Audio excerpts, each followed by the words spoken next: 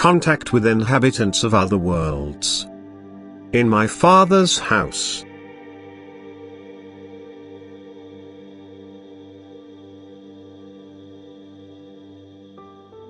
Countless heavenly bodies circle the universe, and they all have the task of helping immature souls reach maturity. So now you can understand the words, "In my Father's house are many mansions." And every star receives the souls whose state of maturity is suitable to its conditions. In other words, the potential for maturity differs on every star and the souls are placed accordingly. But the living conditions, too, are always different, because the star's nature and consistency vary. A detailed description cannot be given to people on earth because much would be incomprehensible to them and requires spiritual knowledge in order to be understood. But for all souls, whatever their degree of maturity, suitable stars exist for maturing, where souls of goodwill are able to ascend. For even there the spiritual being's free will is taken into account, even the spiritual constraint is not applied, although the respective living conditions constrain the beings to the extent that they have to accept them or they could not survive in their world. And everywhere the beings will receive a light which reveals the purpose of their existence. Whether they accept and utilize the light is up to them, but it is decisive for their ascent. And all these works of God's creation are mansions in the Father's house. Hence all spiritual essence will one day achieve the degree of maturity which will enable it to exchange physical creations with purely spiritual ones, which you humans are unable to perceive with your physical eyes. Because everything that is visible to you are creations which shelter beings which are still immature, since perfected beings are active in the kingdom of light and no longer require visible creations for their abode. But the distance between all these works of creation is vast and they are not within reach of each other either. The inhabitants of all these worlds are tied to their planet, to the star on which they live. They are only able to change their abode after reaching a certain degree of maturity. And not arbitrarily but in line with God's fundamental law, to which all his creations must submit, including the beings who are allocated to them.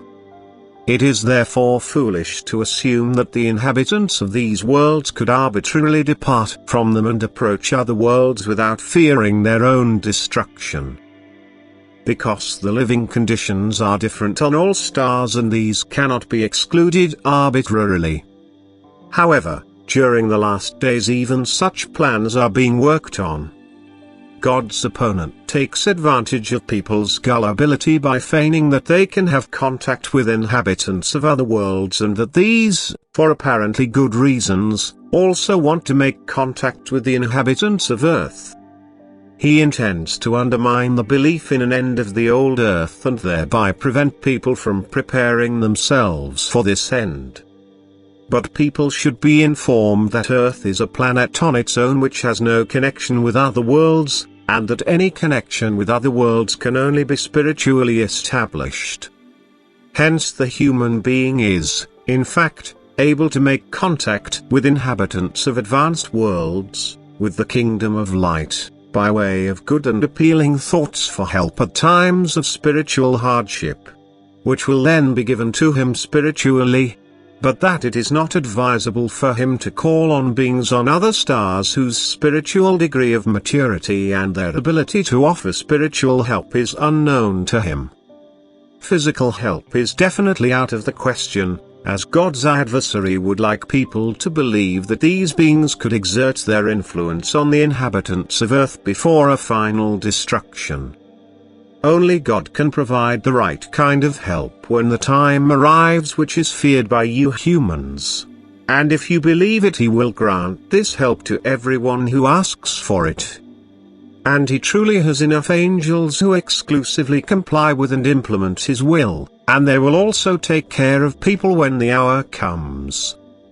But God's adversary has found fertile ground in people's gullibility onto which he can sow many bad seeds. people would rather accept his misguided instructions than pure truth, which shows the value of his seeds.